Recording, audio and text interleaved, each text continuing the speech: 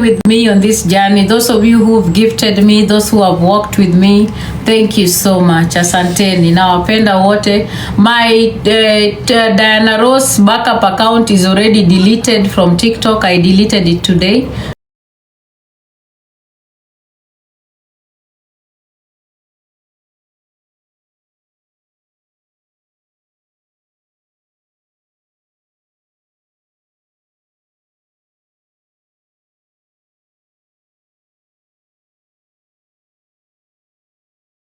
Mbona hukununua nguo? Na nikamsikia leo akisema ati alikuwa amenunua nguo ya Kimberly ile siku ya memorial. Ndio maana takataka hii ulimnunulia nguo mbaya chafu, ilikuwa kama nguo ya machizi. Hata una akili, mwanamke mjinga, unatumia watoto kuchukua pesa hapa kwa TikTok.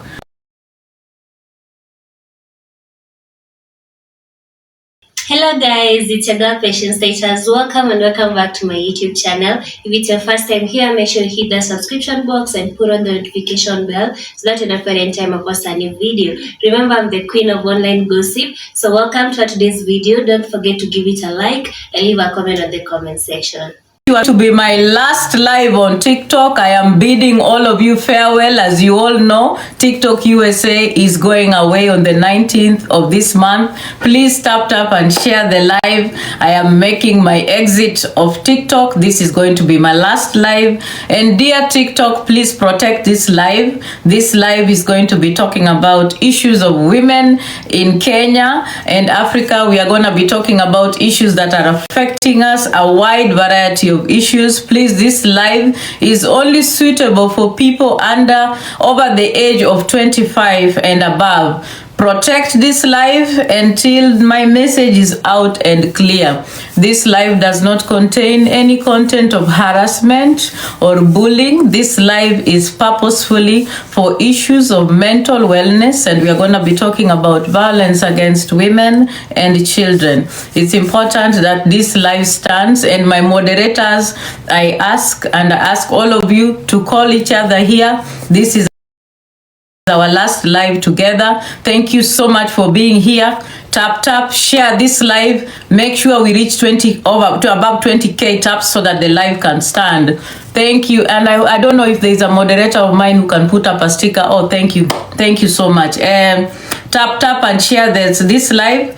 Of course, for those of you who don't know me, this is Diana Ross. And also, let me introduce what I am wearing for people like Auntie so that they can understand. I am wearing a Calvin Klein dress, Auntie. I got this from Dillard's. It was about $310. My lipstick is from Estee Lauder. It's $150, but it was on offer for $120. I am wearing makeup from Estee Lauder, and it's a tin tan makeup. It's about $210, and I do not have I don't do whatever inaitwaje, eye pencil, sifanyangi hivo. So, and of course I did my nails by myself because sometimes it's important that you do it when you're home. And I'm not wearing any shoes.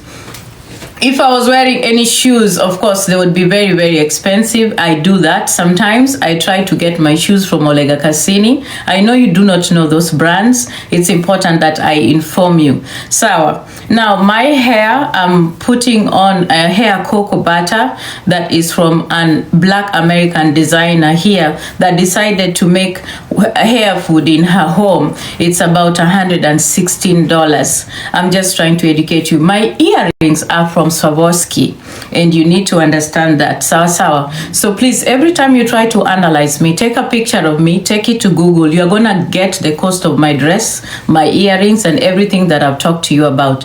If you need to see my makeup, I will bring it to you so that you can get it, okay? Please stop embarrassing yourself, okay? You can never ever match me. Oh, I'm wearing Versace perfume. It's important that I also talk about that. I love Versace, the pink one. It's a fragrance that I really, really love, and I sometimes mix that with the pink body mist because they go well together. I love the natural scents and fragrances. Vanilla is my favorite. If I don't wear Versace, sometimes I do wear Viva La Juicy, but the rest is just so many things I can't explain. I've just talked about what I'm wearing today. I think that it's important that if anybody feels they need to check what I'm wearing and they want to talk about my fashion sense and my dressing, please take a picture of this dress, go Google it, find the cost of it before you come talking about my fashion sense. That was my message to Auntie. Or my skincare routine, guys, for my body and my moisturizer, I use La Mer. You can check the price of La Mer. That's what I apply all over my body. For my body during the day, I use Estee Lauder moisturizer for the day, and I have the drips for the night. If you want me to show you, I can. Do you want me to show you, Auntie? Would you like to see that or not? Guys, comment section. Are you interested in seeing what I use for my face during the day and in the night? You do? Okay, I'll be back in 1 second. Meanwhile, Tapuru. Okay? Acha niwaekee wimbo. Tapuru guys. Sitakangi maskini wakiniongelelea sana.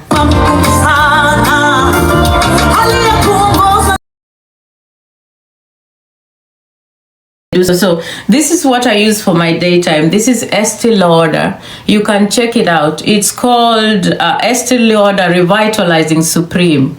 Okay, please check this out. You can go check it out anywhere that you want. This is what I wear during the day for my face as moisturizer. Okay, go and check it out on their website. It helps. Auntie, I know that your skin has not reached the level where you can use Estee Lauder. It takes a lot of work for you to be at that place. My skin does not have no blemishes, so it's very easy for me to use this because I am so used to it. It's what I've been using. So I understand the struggle that you have with understanding some of these things, and it's okay. We all learn, okay? So I use this toner for the night. It's the night Estee Lauder thing. It's the drip. Go check the price of this, okay? I buy this in small bottles because sometimes I move around. Unajua niliwaambia mimi ni malaya. Malaya hanunui mafuta kubwa kubwa. Unatembea na mafuta vidude vidogo hivi kwa sababu unavitumia ukitembea. Yani anything happens, ukisikia kuna mwanaume anakutaka mahali, unaziingiza kwa kibeti na unaondoka unaenda zako sawa sawa. And sometimes, Auntie, because you talked about my makeup, I do use this as my foundation. This is Estee Lauder foundation that I use, okay? I use that sometimes. And when I can't use that, this is the powder that I use. It's from Estee Lauder, Auntie. Okay, I need to inform you so that you get it. And you see, I've been using it. Si kitu menunua sai.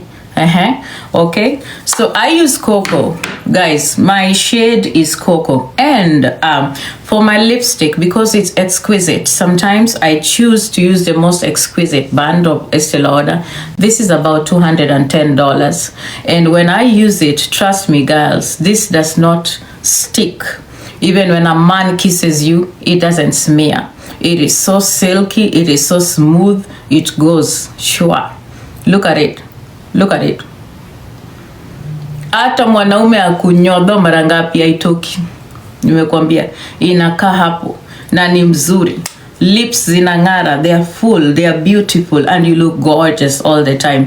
No transfers. I chose to do this because I'm wearing an earthly color. Every time I come on live, every dress I wear, it symbolizes what I want to talk about. And I have told you guys, I am an African woman. I talk about issues of African women. So today, I am here. Even my dress has earthly colors. I am representing the African in me, the woman in me that is African. My definition of who I am as an African. And of course, I told you that this is what I'm wearing today. This is the fragrance I'm wearing. It is Viva La Juicy. Auntie, go and look it up, okay? Sometimes I use this, or sometimes I use Versace, because Versace is a very nice and beautiful brand for women. Sawa sawa. So next time you want to talk to me about makeup, my friend, go do your research and check yourself. I've always told you, I am not in your league. You struggle with a lot of things. I am not there yet.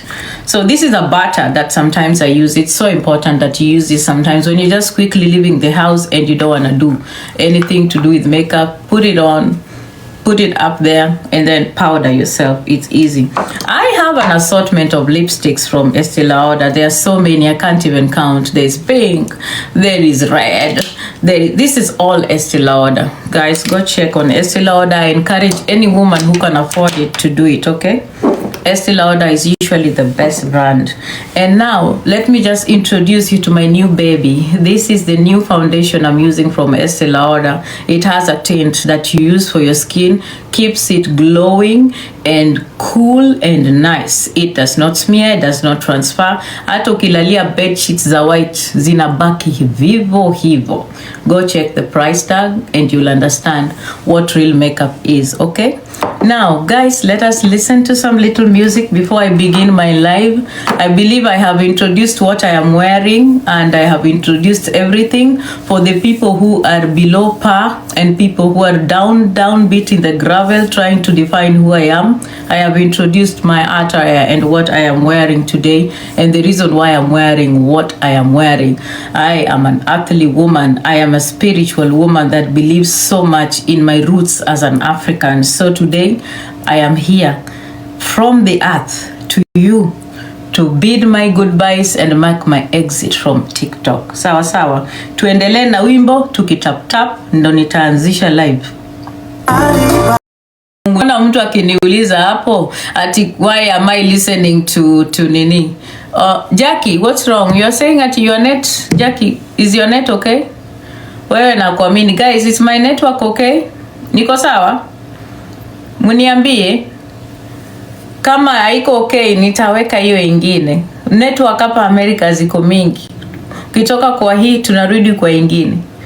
Because Jackie is one of the people that I trust. If she says something is wrong, I pay attention to it. Jackie, I think you may need to fix your network. Okay, haya. Guys, by the way, thank you very much. Wacheni niwaambie kitu. I am so grateful. I am very grateful to all the connections that I made on this platform. Very, very grateful. Yani, the connections that were of importance to me, that were added value to me, I am so grateful. Very grateful. And I must admit that I'm going to miss TikTok, of course. I am going to miss it, but it is also okay to accept that it is time to move on and time to live. The name of the song is Usisahau by Ufunuo Church Choir. Moderators kaeni rada kidogo. So, tutaingilia violence, of course, but I am going to first of all say a few things before ni address watu wengine hapa wenye wanafaa kuadresiwa. Sawa sawa, my last address to a few individuals, sawa. And honestly, I want to make my exit a very happy thing. I'm not interested in making an exit with a lot of, rage and anger. No, I want to make a peaceful exit, happy. I can talk about issues and talk about people, call out things that I have seen, but I will still do them with respect, okay? I will miss the connections that I have made here. I am going to miss this platform because this has been a powerful platform, a platform that has helped me connect with people in many ways that I could never have imagined before. I came on TikTok in May of 2023, and that's when I made my entrance on TikTok, and I love that everything and all the connections I've made here, good and bad, they have taught me. If I have not learned lessons, I have added value, I have grown. I have met friends, I have lost friends, I have learned lessons, I have grown from my interactions on TikTok. There are things I have experienced, and there are things that I have learned from my experiences. There are things that I have failed in many times, and I am still okay accepting and acknowledging that there is a lot of growth that I need to do as an individual. A space like this exposes you to people who are either educated or people who are dimwits or shallow, and it also puts you in a place where you question yourself every time you close your eyes to go to bed. Unfortunately, the space that is Kenyan TikTok has been so full of lots of lessons to learn, unaelewa, and I have learned. There are many things I've learned about this platform. So I believe that this exit of the United States from TikTok is something that we cannot control. It was bound to happen, and perhaps I'll talk a little bit about our exit. The exit on TikTok cannot be stopped by Donald Trump. I'm sorry, because it was done through legislation. That is via Congress, Senate, and then it was signed into law. Biden signed it into law. The only way the ban can be stopped is when an American buyer comes up and agrees to the terms that have been put out, which the Chinese have all said they are not selling TikTok because TikTok has algorithm that is intellectual property ya watu wa China. Kwa hivyo hawawezi wakaiuza. Na hii kitu ilipitishwa, wacha nitumie lugha ya Kiswahili kwa sababu ninajua hii app inapenda sana kunisikiza na kufikiria ninaongea mambo mengine. So hii ban ilipitishwa ikakuwa law. The only way to save TikTok na kutoa hii ban isifanyike ni kama Americans wamepata buyer wa kununua TikTok na wamekubaliana na zile conditions ambazo zilikuwa pale zimepitishwa na Congress. Sawa sawa. So hata Biden hawezi extend the days. He cannot extend the days because for him to extend there has to be a buyer that has come and the whatever is continuing. Those of you who are coming here to say at Elon cannot be allowed to buy TikTok. I'm sorry guys. So achenini na propaganda, it cannot happen. Hawezi hata kukubaliwa kununua hiyo TikTok na Congress itself. Cannot happen. So get that off your heads. Sawa, let me make that clear. Mwache kudream. Mwache kuwa madelulu. Don't stop dreaming. It can't happen. So hiyo ndo kitu yenye imefanyika. So just last week, no, 2 weeks ago, there was letters that were sent by the incoming government. These letters were sent to the organizations, or I say the companies that host the app. That is Google and Apple or iTunes. They were told that on the 19th, those letters ziko, and then mkasome na wambianga msome kila siku. They were informed that on the 19th of January, they are supposed to remove the app from their play stores. Mumesikia? So what that means is that those who have never downloaded TikTok, by the 19th, you will not find it in your play store. But those who've already downloaded it, like us who have it, what's gonna happen is that the updates that keep the app running on this app are going to slowly shut down and we will disappear. That is how it works. We will not be gone completely on the 19th, but slowly our accounts are gonna be dysfunctional. We cannot access them, we cannot see some things, we cannot get into lives, we cannot interact with you people, and then we will slowly die a natural death and go away. Because if an app cannot be updated, it's useless. Umeelewa? So, and I also wanted to say that just yesterday there were some congressmen from the Democratic side that had introduced legislation to, have 270 days, increased so that TikTok cannot go away. Guys, I'm telling you that legislation takes work. They have to discuss. We don't have time. We only have 5 days. Gitambo ipite House, iende kwa Senate, alafu irudi, it's gonna take lots of work and time. It doesn't work that way. And again, a little reminder, the basis of TikTok ban is on the First Amendment and the Fifth Amendment of the US Constitution that talks about data protection and talks about freedom of speech and the rights of the people and the sovereignty of the American people. Guys, challenging the Constitution of America is hard. It's the government that has taken TikTok to court. It's difficult. I think it's important that we need to start accepting the realities of TikTok USA going away. Now, I wanted to say that Mimi, as Diana Ross, I believe my time on social media and being vocal is done. A good dancer knows when to exit. I have danced enough. I am now 41 years old. I'm old enough I'm going to be a mother-in-law soon. I believe my exit is here. I am not going to download Red Note. I am not going to download anything. I do not need to start a whole new journey on any app. I am done and I am exiting. I want to now look forward to a future where I can look forward to taking care of my grandchildren. That is what I would say, Janet Koro. So I am not interested in downloading new apps. I don't think I'm gonna download anything, and I will be back on Facebook, but my Facebook is not going to be open to TikTokers that I don't know personally. The people who I know personally are the ones who can come to my Facebook. I am on YouTube. I have no interest of doing YouTube. Zero, kaput. I have always been on Instagram. I do not have any interest of being vocal on Instagram. Mimi, TikTok was my playhouse and TikTok was my place for using my voice. Right now, I believe there are younger women, younger Kenyan girls and younger Kenyans who can use their voices, okay? It's important. Good riddance, Maron Dochuur, Guogni. Guoge live na. Toa hiyo takataka ibebe patipati zake itoke hapa, inajiita DCI. Hata ujiheshimu.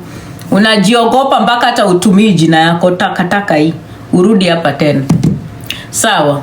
So I was explaining that TikTok ban. Umesikia? Hiyo too, that is what I needed to explain. I hope all of you have understood. Guys, let me say some things about this ban. Now that the ban is gonna take effect, and let me make this clear. Americans have been the biggest gifters on TikTok. Americans have been the biggest contributors of money on TikTok. I know that this is going to affect the beggars on TikTok. It's important that beggars have a plan B. Tumeelewana? Watu wa vikombe kwa TikTok, tafuteni plan B.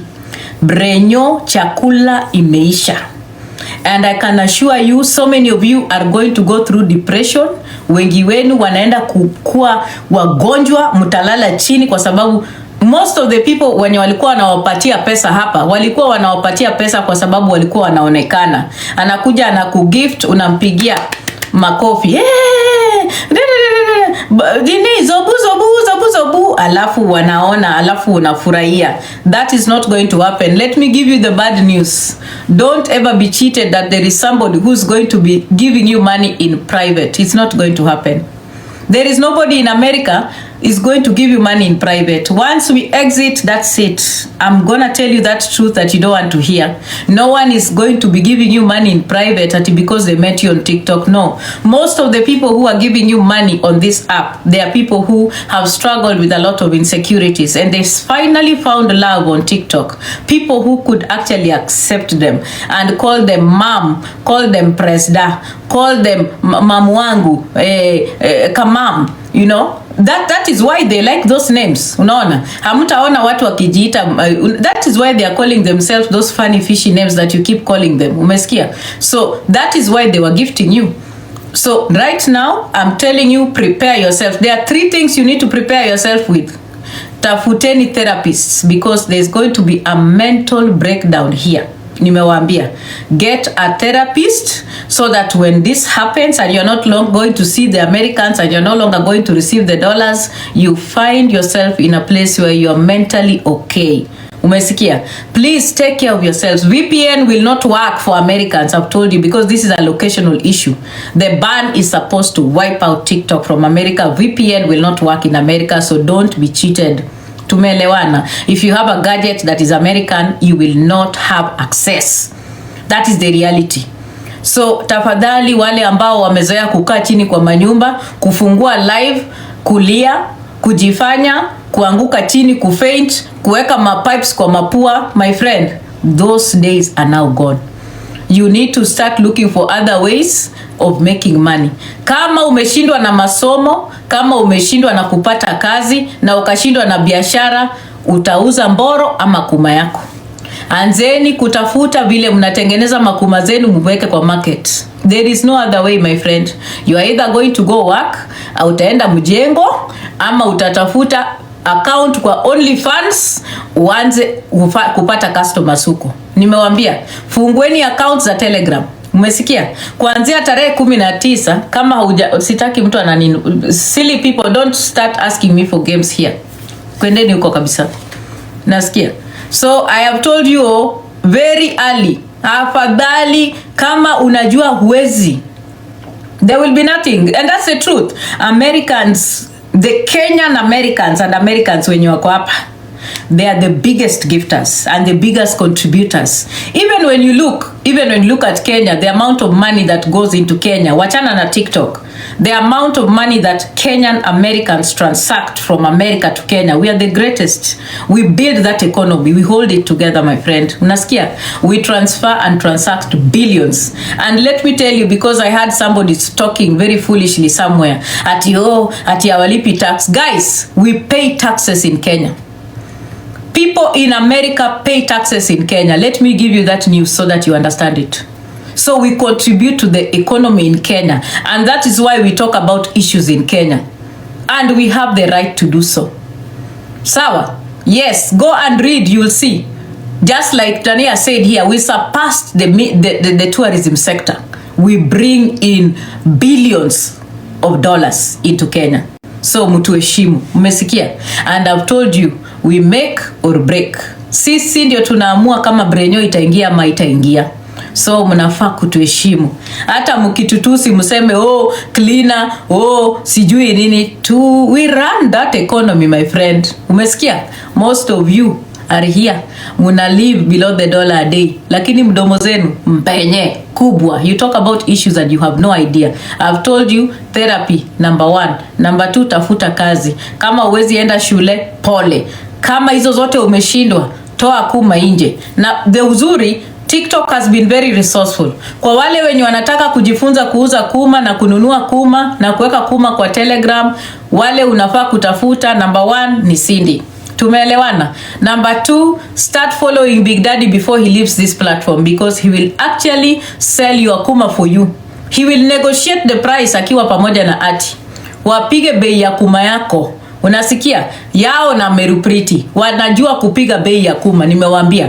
Those are the kuma brokers on this platform. Tumeelewana? Tafuteni Big Daddy, Meru Pretty, Auntie. Hao ndio watu wanajua kupiga bei ya kuma na broker ya kuma. Lakini mwenye atakufundisha kunyonga Big Daddy na Cindy. Nimewaambia hapa. Tumeelewana? So kuma brokers nimewapatia jina zao. Mnafaa kuwajua. I'm giving you information that is going to be resourceful na itawasaidia in the future, because this is going to affect you mentally. Sawa sawa? Na mwingine mwenye anajua sana kufunga mpaka kuma na kifuli ni Mwakio, na atakupelekea kuma yako pale kwa Telegram. Gigidola ni mwingine, chokora ya TikTok, mwenye atachukua kuma yako apige biashara, ataiuza 17,000 to 18,000, atakufungulia mpaka account, aende akuwekee pale hivyo kwa Telegram. Tumeelewana? Umesikia?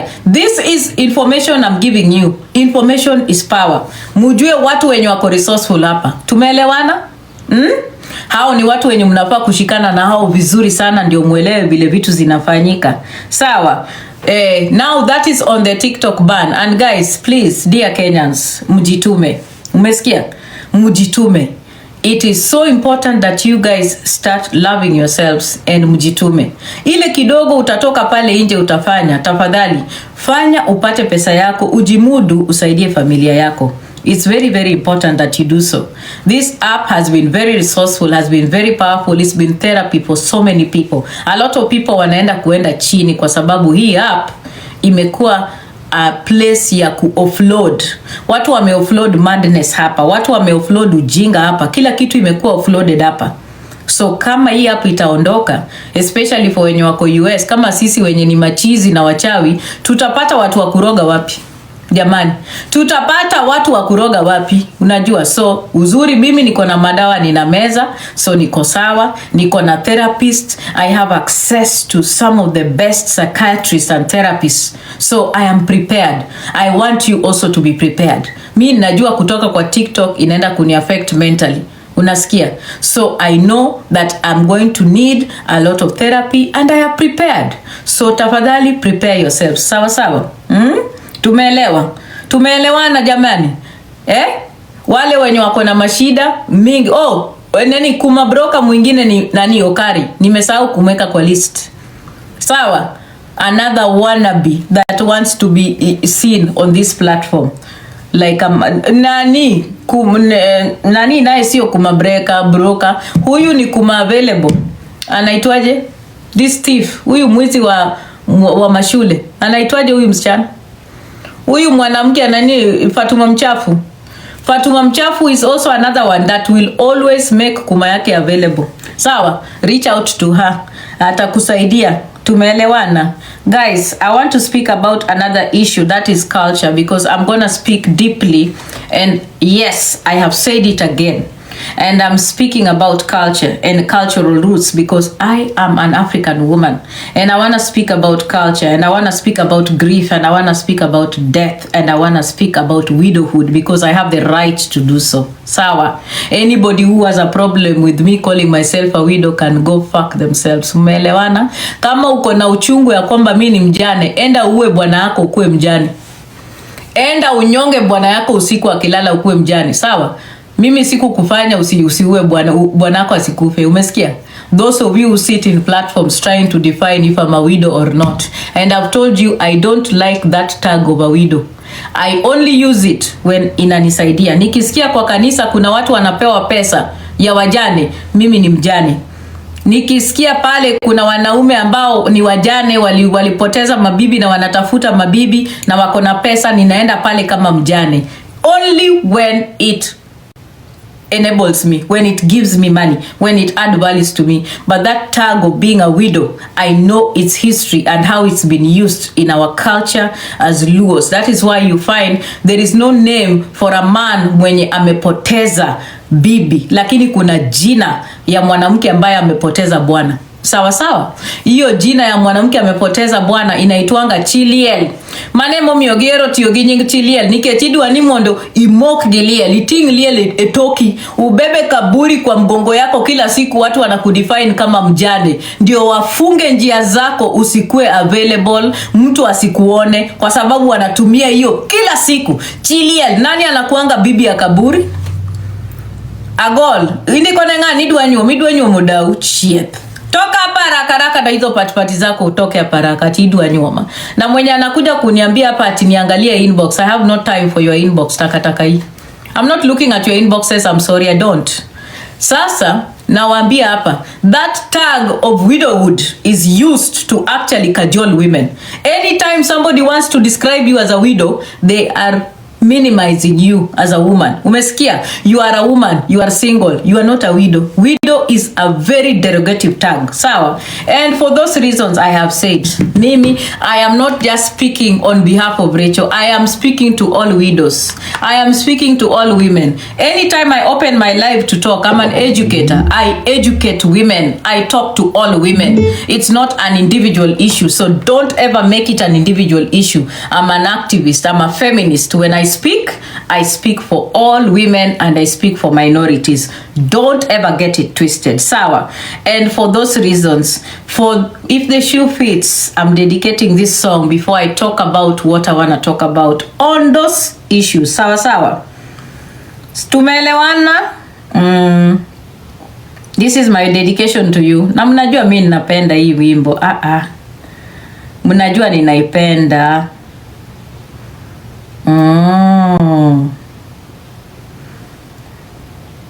Ala, mbona hii kitu iko hivi? Ati, niko wapi? Chekesha. Haya, wacha turudi huko.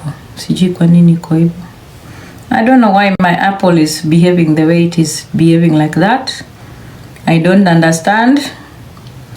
Anyway, this is my dedication to women who have been oppressed because their husbands have passed away. My dedication to women who should know that they are strong, they are powerful, and there is nothing that is more powerful than a woman who knows that she nawambia hapa, listen, I speak passionately about women. Yes, ombi langu of course, na nitaichezesha tu kidogo ndio nitaongelelea vitu ambazo nataka kuongelelea. Sawa? Do you have an older home that doesn't have central cooling or heating? Retrofitting a bigger traditional system into an older home can be pretty I talk about stepchildren, and I want to talk about the issue of children, and of course I will mention Kimberly Otuoma, but I will tell you my story, guys, because I have told you I want to make my exit an educative thing. A lot of you don't know me. There are very few people on this platform that know me. Guys, I am a mother of many children. Mimi ni mama. Asante moderator wangu, acha nijaribu kutumia lugha ya Kiswahili. Jamani, si Kiswahili itaisha yote. Ile kidogo nimejua kutoka hapa kwa TikTok haitoshi hii. Lakini nitajaribu. Mimi ni mama ya watoto wengi. Wale ambao wananijua na wananifahamu, ninasomesha wengi na nimelea wengi. Lakini niko na watoto ambao ni kama wangu, na I don't want to call them stepchildren. I never will. I'm only using that name and that word so that I can tell you my story. Guys, the issues of children are very delicate. And I'm telling you the reason why I love this song. The reason why I love this song is because when my husband died, this song comforted me.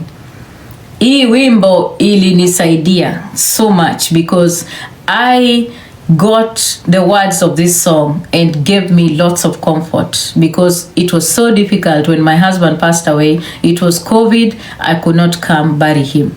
Unasikia? Those of you who went to the funeral know that I buried my husband like a king that he was. Unasikia? Kwanza alilai in state Lee funeral home siku 4. Umesikia? So wachana na hizi panganga wengi wenu wanapiga hapa. Mume wangu nilimzika kama mfalme ambaye alinipenda na nikampenda na maisha yangu yote.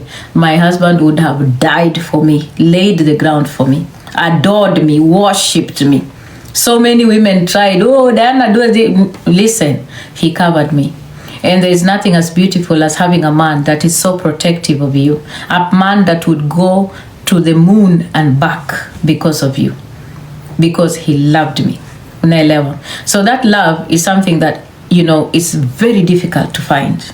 And when you cherish it, that last send-off is so important. And that is why I was congratulating Rachel and I was telling her, that last send-off is important. A lot of you, mlikuwa mnapiga kelele hapa ati Diana anataka recognition kwa Rachel. Do you know that most of the things that Rachel talked about, mimi na Rachel, we talked about those things personally. Are you aware? Munajua Rachel needed guidance and a lot of it came from people like us. And she listened. Unasikia? Let alone hii ujinga mnataka hapa ati mtu apostiwe kwa picha. No, that is not important. Mtu kupostiwa ati anakuwa appreciated. No, mimi siko kwa league ya Githaiga, my friend. I'm in a higher league. She doesn't need to come and appreciate me on TikTok. Umesikia? So, just like any other widow on this platform, anybody that needs to be guided, anybody that needs support, will always get support from me because I understand I've walked that journey of being a widow. And I elewa. Na nimekuambia Rachel, you will be fine. Nobody knew that Mimi today, it is now 4 years. It's going March 21st, it's going to be 4 years. I was left a widow. My children were in Kenya and I brought all my children here. Now we are here together. My children are in the university. Na niko na mmoja tu nimebaki hapa kwa nyumba na yeye. Umesikia? There is a grace that covers us. I don't know where it is from. I didn't know I would make it till here today, my friend. But I made it through. Niko hapa. I am here. Hakuna kitu sikuambiwa mimi kutoka Facebook. Acheni hii kelele. Moderator, can you block hii takataka inakuja hapa kuandika kumesikia? Block. Hakuna kitu sikuambiwa, hakuna matusi sikutusiwa, hakuna sikupangiwa, yote mabaya nilipangiwa. Umeelewa? But one of the greatest tool anyone can have when they are a widow ni wisdom. Akili. Akili. Uwe na akili na uwe mtu ambaye ananyamaza na unafanya vitu zako chini ya maji. That is the greatest power that you can ever have as a widow. And when you are also careful with people as a widow, you will be safe. Because when you are a widow, you are vulnerable. Mawe zinakurusha, utaitwa malaya, utaitwa mwizi, utaitwa mwizi wa mabwana, utaitwa muuaji uliwa bwanako, utaitwa majina yote. Umesikia? Majina yote utaitwa. Na mimi ndiyo niko na watoto ambao sikuwazalisha, lakini hao watoto nimewaleta hapa Amerika. Mimi na ni wangu. Those are my babies, guys. Those are my children. I love them. I adore them with my whole life. When you have a good relationship with your husband, they are open to tell you even their failures. And I'm not ashamed to share this story. My husband was open enough to tell me that akona acha mtoto mahali.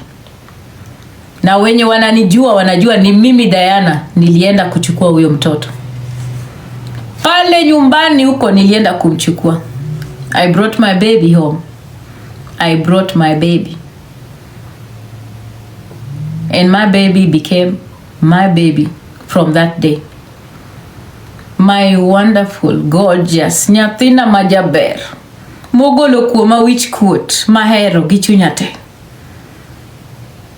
My child. And on that day next year, when I walk my baby down the aisle, guys, I don't know what I did to deserve such honor. But one of the things I do know is that the love I have given to those babies has protected me. There is so much love that you get, and there's so much that comes your way, and so much protection that comes your way when you open your doors to babies. Children who need a place to live. Children who need a home, a warm bed, and food on the table. When you do these things as a woman, you open the gateway for a lot of beautiful things to come your way.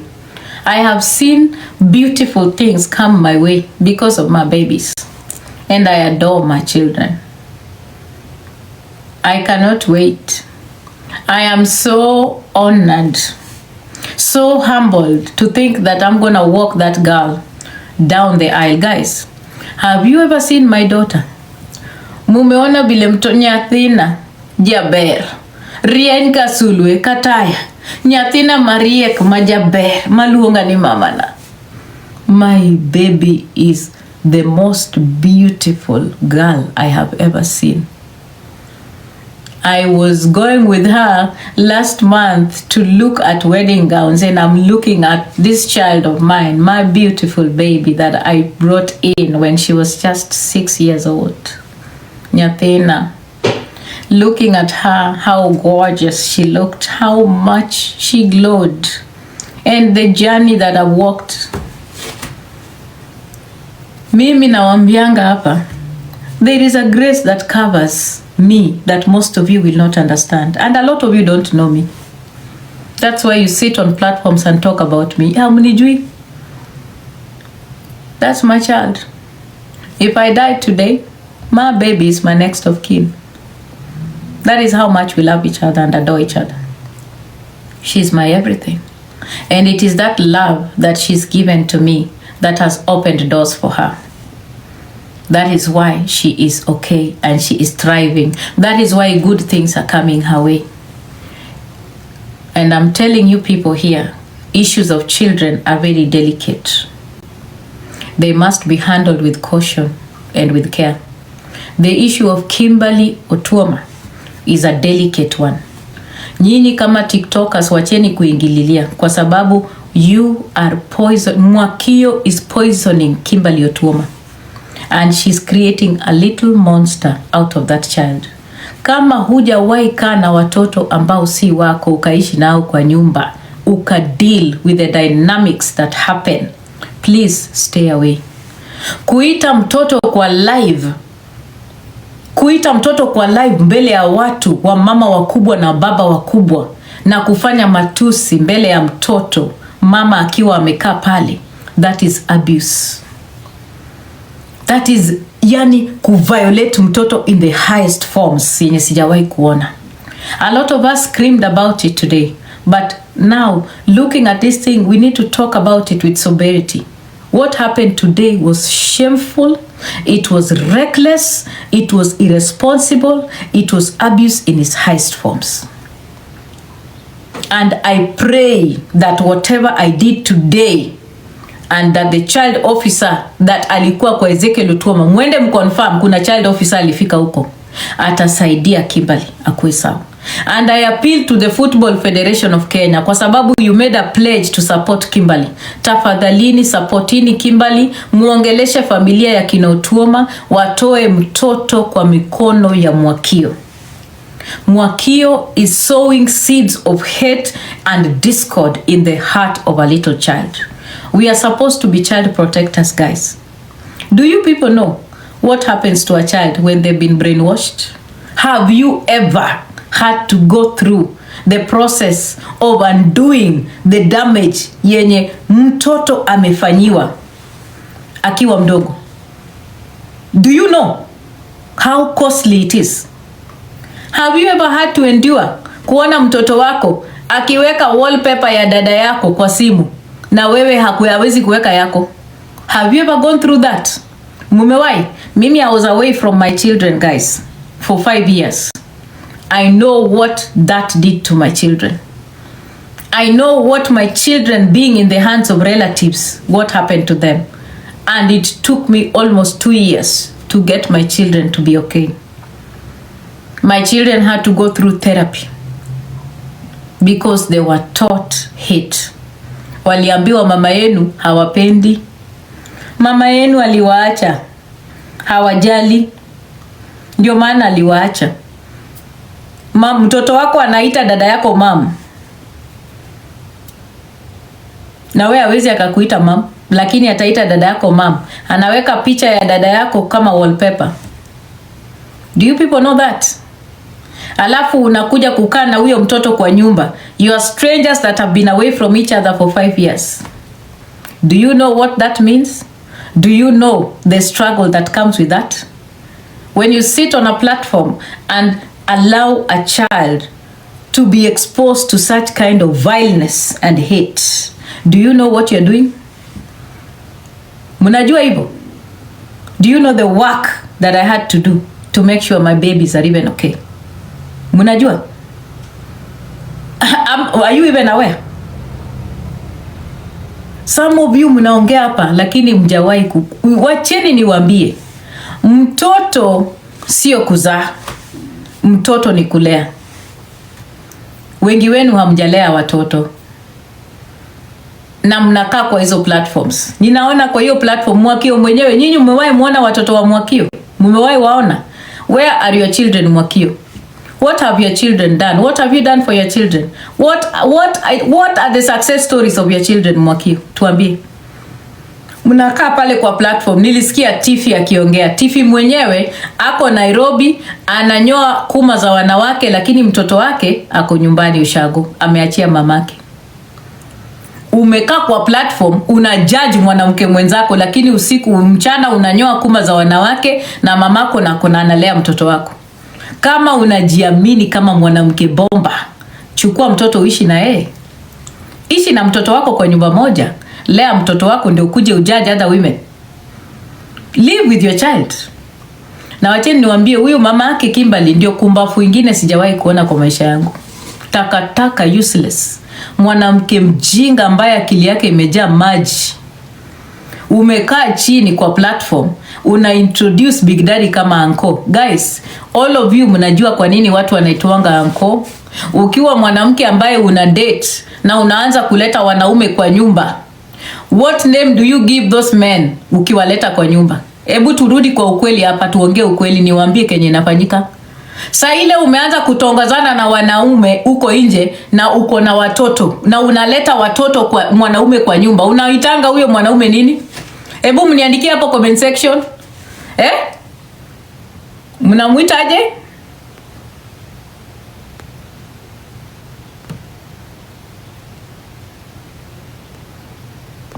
Correct, mnamuita uncle. Now, pay attention to that recording. I don't want to play it again because I don't want to violate that child again. You realize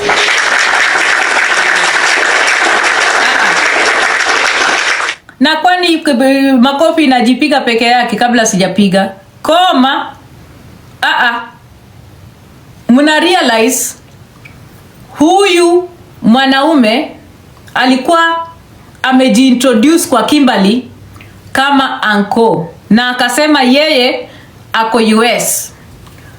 Ukweli ama uongo? Let me tell you why he introduced himself like that, guys. He introduced himself like that because they had previously talked. Na nimewaambia hapa, I'm telling you the truth, Big Daddy is a shameless man. Ni mwanaume ambaye alikuwa ameanza kukua na uhusiano cordial na mama ya Kimberly. Nimewaambia hapa na mtarudi kuniambia. Mwakio ndiye alianzisha hiyo. Unasikia? The union was initiated by Mwakio, but the whole purpose ni mchango. Na kwa mchango ingie vizuri, Big Daddy hawezi kuchanga kusaidia mtu bure. Nimewaambia hapa. Big Daddy anafanya vitu when it benefits him. Kama hapati cut kwa mchango, atapata kuma yako. Two things. That is what he has been doing here. Kwani ni uongo? Kama hata kufanyia mchango na apate pesa kwa cash app na hata apata cut yake yoyote kwa kwani unafikiria Big Daddy anapenda mchango kwa nini? Unafikiria Big Daddy anapenda mchango ati kwa sababu roho yake ni safi? Ati he has a big heart? You must be mad. Hiyo roho yake safi na roho yake kubwa, mbona haikuangi akiwa ana treat mabibi zake, wanawake wenye ambao wanalala naye? Kama mtu ako na roho safi utaiona kwa nyumba yake. Nimewaambia hapa. Anybody that has a generous heart even in their character. Anaheshimu wanawake na anaheshimu wanawake ambao wamemzalia watoto. Hapo ndio tutaona karakta yake. Inaanza pale kwa nyumba. Charity begins at home. We need to see that generosity in his house. Big Daddy has been disrespecting wanawake kwa hii platform. Mpaka wanawake ambao wamemzalishia watoto. Huyu mwanaume amekuwa akidhalilisha. Unasikia? So hakuna vile atakuja hapa kwa platform ati mnaanza kusema ati yeye ni mtu ambaye ako na roho safi, ati ni mtu mzuri, sasa eti anajali Kimberly. He doesn't give a damn about her. He doesn't. Na nimewaambia ako na uhusiano wa kimapenzi na mama ya Kimberly. Ndio maana Mwakio alikuja akamuintroduce, simu ikapigwa. Mimi naitwa Uncle wa US kwa sababu mama ya Kimberly pia aliambia Kimberly ya kwamba kuna uncle wa US atapiga simu. That is the agency and that is why alimwamsha Kimberly, amka. Na Kimberly akaamshwa. Kimberly kuamshwa, unasikiliza vile uncle wa US alikuwa anaongea na authority? Did you listen to the tone of Big Daddy when he was talking to that child? Did you listen? Did you pay attention to it? Na akaanza mpaka matusi, alafu yule mwanamke amenyamaza chini ya kate na amekaa anangojea anko aendelee kuongea na mtoto wake. What a shameless mwanamke ambaye hana heshima na jiheshimu takataka. Kuna wanawake hata hawadeserve kupatiwa watoto kwa hii dunia. Mwanamke mzima lakini akili zake ni zero. Amekaa chini, mtoto anakuwa exposed to matusi za kuma na kila kitu zilikuwa zinarushwa pale. Amenyamaza. She was saying nothing. Ile takataka ingine inatembea kama mbata. Mwanamke mwingine mjinga mwenye aliogopa kukuja kwa matanga ni mnyoroshe sawasawa, alikuwa pale eti unajua uko kwa speaker. Umbwa mjinga, mwanamke ambaye kuma yake inakaa kama kifuli. Amekaa pale na mtoto anadhalilishwa, anakuwa exposed to vile material. Alafu wako hapo wanasema we care about Kimberly. My friend, you are no longer going to have that power over Kimberly. Na utaambia children's officers siku yenye koti ya Kenya ilikupatia guardianship ya Kimberly. Nimewapatia hizo video zote Mwakio. You have no shame. We should be child protectors. Ati you come on a platform na unasema ati you are a child, you are a guardian wa Kimberly. Kutoka lini? Ulipatiwa hiyo power na nani? Mamake Kimberly yuko mzima. You cannot be her guardian. Mamake ni mzima. Enda ukafanya utafiti saa hii. Usikie kama hakuna ponini o children officers walifika kwa kina Otuoma. Muulizeni. Walifika leo hii na ni mimi nilipiga simu. Na bado ninamwandama mpaka nitampata. Nitapata hiyo takataka ya mwanamke. Atueleze kwa nini anaacha mtoto wake anatumika hapa kama ni mkate. Inauzwa huku na huku.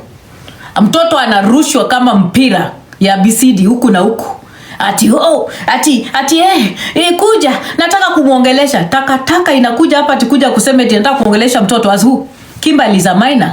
Mnasikia? She's a minor. Halafu mwanamke hapo na akili zake zote na matiti zake 16 hizo za Mwakio na matiti 16 kama za nguruwe, anakuja hapo eti anajaribu kudescribe ati mtoto lazima asaidiwe. Taka watoto wako wako wapi wewe? Ulisaidia wako wakafika wapi? Where are your children Mwakio? Wako wapi? Tuambie. You keep talking about other people's children. This idiot mwanamke, ndio huyu mwanamke alichukuanga mtoto wa Pesh akaweka kwa sanduku akazika huko Facebook. Huyu mwanamke ako kotini kwa sababu amekuwa akitusi watoto wa watu Facebook. Huyu Mwakio ako kotini na makesi bado anaendaga kotini mpaka leo. Itakuwaje huyu mwanamke ambaye amedhalilisha watoto hata wale ambao hawajazaliwa ati sasa leo ndio anakuwa ati ni champion? Ngojeni kidogo, najoinisha hii kitu. Ati yeye ndio sasa ndio champion wa watoto. On what basis? Mwanamke anakuja anataka sisi tumlishie benten wake. Unakuja hapa kuchangisha ati Mwakio anauliza ati Kimberly alivaa nguo gani? Takataka na chokora ya nini? Marikiti Mombasa. Wewe si ulikuwa umechukua pesa hapa ukisema manguo zinaenda Nigeria, zinatoka Nigeria? Pesa zenye ulichukua kwa watu ukisema manguo zinatoka Nigeria ulipeleka wapi? Mbona hukununua nguo? Na nikamsikia leo akisema ati alikuwa amenunua nguo ya Kimberly ile siku ya memorial. Ndio maana takataka hii ulimnunulia nguo mbaya chafu, ilikuwa kama nguo ya machizi. Hata una akili, mwanamke mjinga, unatumia watoto kuchukua pesa hapa kwa TikTok. Wewe ndio ulinunulia Kimberly hiyo nguo chafu, ilikuwa mbaya, inakaa kama nguo ya mwanamke anakata sukuma wiki huko marikiti huko kwenu. Hiyo nguo chafu ulikuwa umenunulia mtoto, ujui ni mtoto wa miaka 14? Ungeweza hata kumnunulia nguo mzuri, t-shirt ndio ulikuwa umewekana mtoto.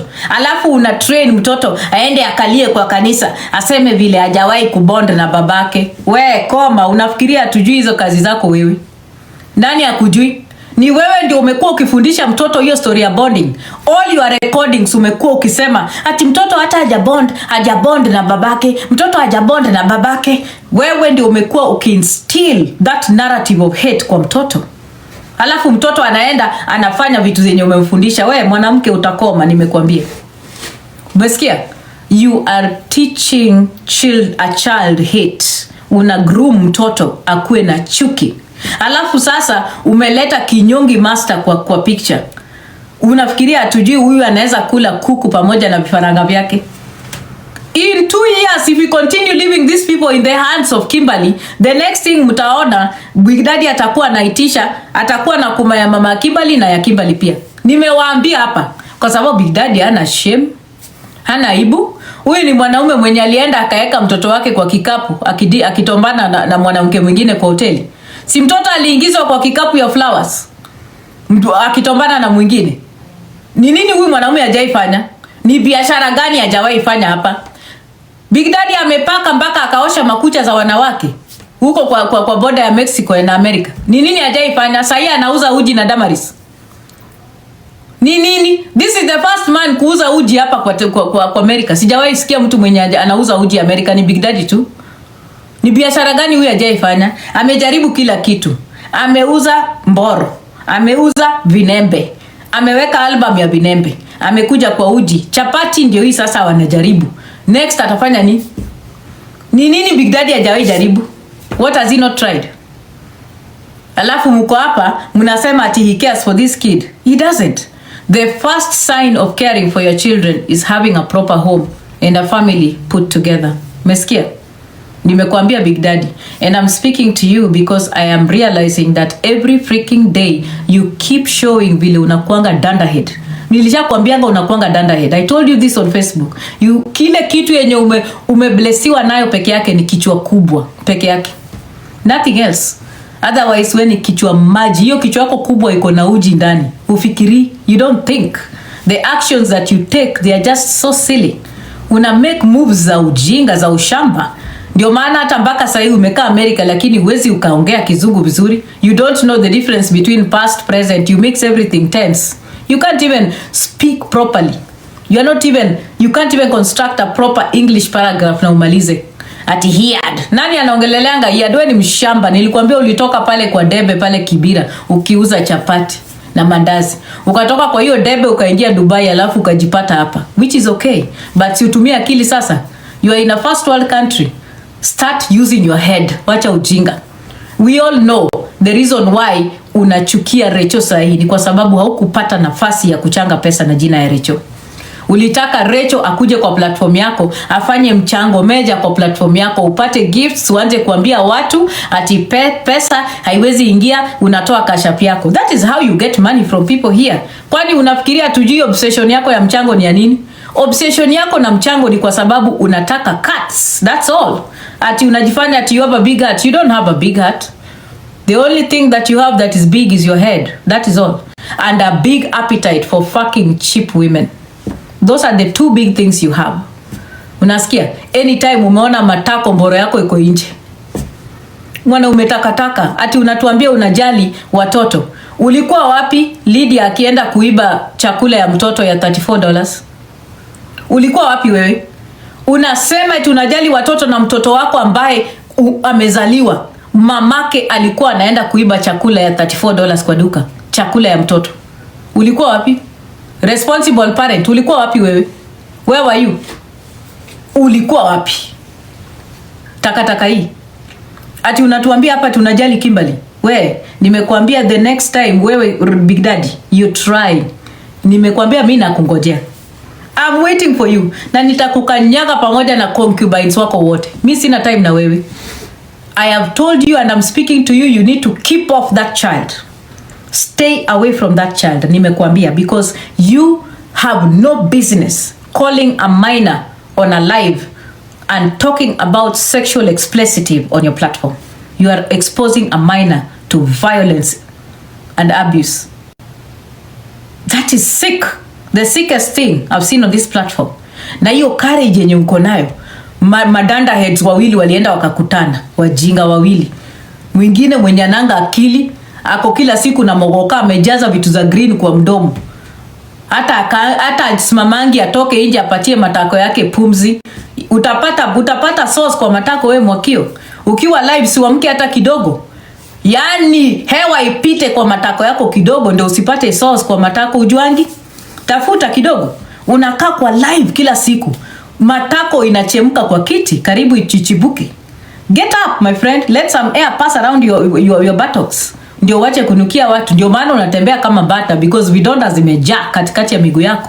Alafu unataka sisi tukulishie benten takataka hii.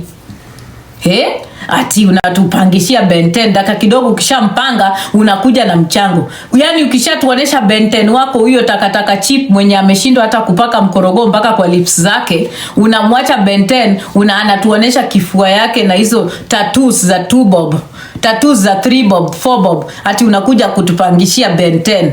Yani ukishapanga benten unakuja tena baada ya some 2 hours unakuja unaanza kuita jina ya Kimberly. Mimi ndio guardian wake, ndio mimi niko hapa, mtanifanyia nini? We, kama uko na courage ungefika game. Na nilikuambia na nisikudangani, nilishaambia Recho mapema, nikamwambia Recho usijali, na nimekuambia sio usiogope, akikanyaga hapo niko na yeye. Ile jaridi ingepita kwa mgongo yako Mwakio, ulinikosea kosa kuja. But I know you are a coward.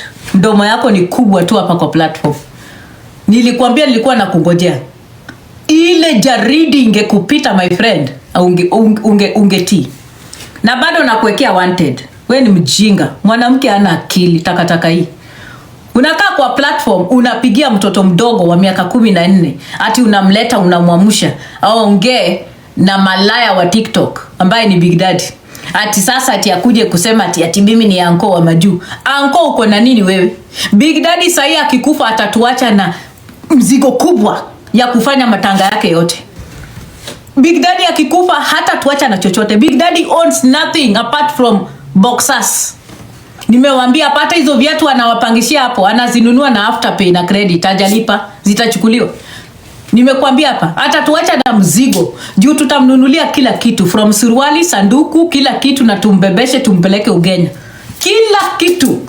Huyu ni mwanaume hata tutaki akufe sahi, juu atatuacha na mzigo kama wa Kenya hapa. Ni nini? Tumsafirishe nyumbani, alafu tena tutakuwa na makesi.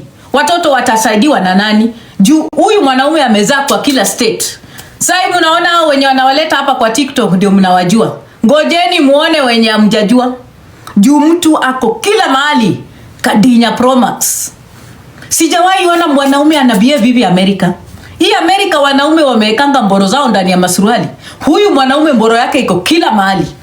Aende sijui Montana amedinyana, aende Dakota amedinyana, mara ameoana na Mexican akatoka, akarudi tena huku kwa Luoch ametoka, ameenda huko kwa Lydia ametoka, amefika huko tena California ametoka, sai ako Seattle anadinyana na Damaris ametoka, mara Fine Girl sijui nini, tena Sonkei. Huyu mwanaume ni shlana gani imemshika huyu mwanaume?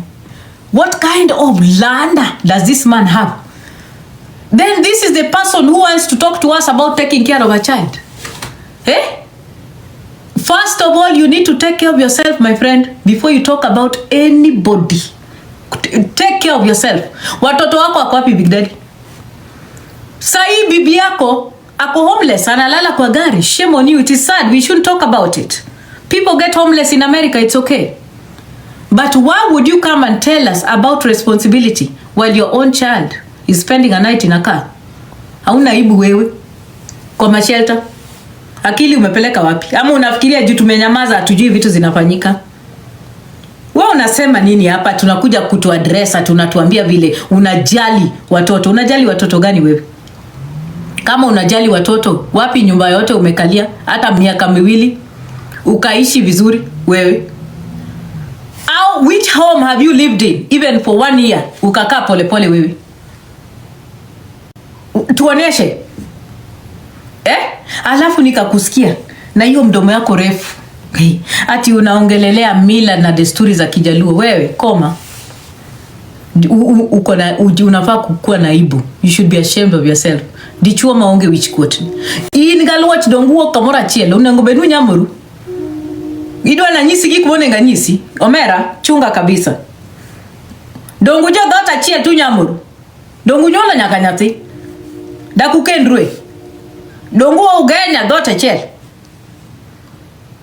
We, chunga sana. Wacha kuongelelea mila, my friend. Unasikia? Na nimekuambia wewe usipojichunga vizuri, Big Daddy, in cooking your rima bear, you are going into a very bad place. I've told you. You are going into a dark place. Na hiyo pombe umeanza kukunywa hapo na uji yenye unauza na Damaris Obiero. My friend, you are going to end up in a very dark place. And sijui nani alikuwa advise uende Seattle. Utajipata kwa moto yenye utawahi toka. I've told you. Na the earlier you start facing the realities of life, Big Daddy, the better for you. Ile siku utaanza kuaccept ya kwamba you need to start fixing your life as a man, utakuwa sawa. Lakini kama bado una live in this delusional place where you think that you are in America, my friend, this country can kick your butt and you'll be out in 1 minute. And there's nothing you can do about it. Fix yourself. Na uache aibu dogo dogo za kutongozana na wamama. Ati unaenda kuambia mama Kimberly ati you will be the provider. Uta provide nini wewe? Ulikuwa unamtumia messages unasema utakuwa provider, kwa nini? Uta provide nini wewe? What will you do? What can you provide for that woman? Na wewe mama Kimberly, wacha nikuambie, shame on you. Shame on you. Wanawake wako hapa nje, they are hustling for their kids. Wamama mboga, wamama wenye wanauza nyanya, wanauza viazi, wanapika chapati kwa barabara usiku, wanawake wana hustle for their kids. Nani amekukataza hustle wewe? Why can't you get out and hustle?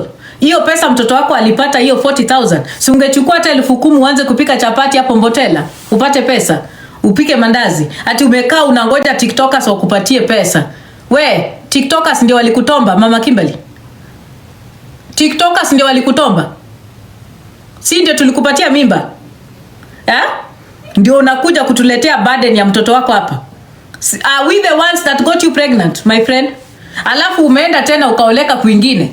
Na bado uko na audacity ya think that we are supposed to take care of your child. My friend, I'm telling you, nobody is supposed to take care of your child but you. Otuoma is already dead. Kama unamtaka itabidi ujiue, uingie huko kwa kaburi na yeye. Takataka hii, mwanamke ana akili, mjinga. Now you want to put Rachel in harm's way. You are trying to troll her. Wewe ndio umekuwa troll wa Rachel hapa. That is why tulikutokezea. Wewe mwanamke mjinga ndio umekuwa troll wa Rachel hapa kwa hii platform. Unasikia? Kama ulipenda Otuoma sana, jiue. Alafu uzikwe uende ukae na yeye. Mkakutane huko. Hala? Unajifanya hapa ati uko bana rebo, ati umelala chini kwa kitanda unaongea na anko takataka. Wewe ni malaya, nimekuita malaya wewe mjinga. Unafikiria utapata pesa hapa kwa TikTok kutoka kwa Big Daddy? Wacha nikupatie habari. Big Daddy hana lake, hana chochote. Ako na boxers 3, moja imeraruka na viatu pea 4. Nimekuambia hapa na suitcase moja ya blue yenye anatembea nayo kwa mastates akidinya wanawake. Hiyo ndio urithi utapata kwake. And the sweet words from the phone na TikTok account yake, hiyo tu ndio yako nayo. Nimekuambia. Kama hiyo ndio unangoja, my friend, hiyo ndio urithi utapata. Wacha kuwa mjinga. Unaacha mtoto wako anatumika kwa platform kwa sababu unataka pesa kidogo kwa TikTokers. My friend, hakuna mchango itafanyika kwa hii platform kwa jina ya Kimberly. Nimesema. Yes, I have said it. There will be no mchango for Kimberly on TikTok. Nimesema hapa. Na nimejitolea. Namba yoyote itawekwa. Let us see how connected you people are. Umesikia? Nataka kuona connection zenu, tujipime nguvu sasa. Sawa sawa? Hivyo ndio vile nimesema. Nataka mchangie Kimberly hapa. Nimesema mtu yote mwenye anataka kusaidia Kimberly aende kwa shule ya Kimberly, alipe school fees huko in advance, apatiwe receipt. Ukitaka kusaidia Kimberly Otuoma, enda ukasaidie Kimberly Otuoma through mama ya Otuoma. Those are the relatives of Kimberly Otuoma. Enda utafute grandmother ya Kimberly Otuoma. Tafuta shopping ukampatie, umwambie patia mtoto wako, mjukuu wako akikuja. Mtu acha kutuletea hapa takataka na ujinga. Ati mnasema tu nani atawachangia? Mumetutumia ya kutosha. Si mlikuwa hapa mkichanga kila siku? The more you ati mnachanga 24/7. Si tulichanga hapa mka protect mpaka babatalisha. Kumbe tulikuwa tunachangia husband ya mtu hapa. Stories zikatokea hapa, kumbe babatalisha ako na mpango wake already, ashaoleka, ako mpaka na bibi. Ni makaunda suit alikuwa anashonesha kila siku. Anatengeneza masuti kila siku, ananunua magari, na mlichanga na pesa ya TikTok zikatumika. Hatutatumiwa tena. We are not going to be used again. Umesikia? And that is the clear message I'm putting out here. And I'm telling you the reason why I was asking for the progress report is this. Na Steve Nice ukuja hapa upinge. Big Daddy alikuwa anataka Rachel ampatie pesa ya mchango alipe nayo nyumba. That is the reason why I was asking for the progress report. Steve Nice, kama nadanganya kuja useme. Na niliwaambia nikiuliza kitu niko na reason ya kuuliza kitu. That is why the progress report alikuwa anataka kujua pesa zimeingia wapi ili apatiwe pesa cut, na alikuwa ameweka condition hata msaidia kuchanga kama hata enda kufanya mchango kwa platform yake. That was the reason. Na nyinyi mko hapo mnasema, unataka kupatia Diana Ross progress report kama nini? Listen, my friend, I'm not a fool. Everything that I was doing on this platform, every call I was making because I knew what was going on in the background. Umesikia? And then he tried to blackmail her. Kumwambia eti hata mchangia, hata saidia na hata msupport na hata mobilize watu wa US takataka hii. Let me give you the story ndio mjue. Hiyo pesa ya jikoni tulichanga, my friend, it was not 450. My friend, ilifikisha 610. That is the truth of the matter. And it was watu wa diaspora, wa mama ndio walitoa pesa. Umesikia? And there is no shame in that. We feel nothing. We did it because we could, because the money was there. Umesikia? Na hakuna mama wa diaspora atakupea pesa Big Daddy. Wale Vinembe Nation hata wamekukimbia yote wote. You only have the Vinembe Nation remaining. Ulikuwa unategea, ndio maana kina Steve Nice waliongelelea ati ataenda kumsaidia aka sign off apartment apate pesa kidogo ya mchango.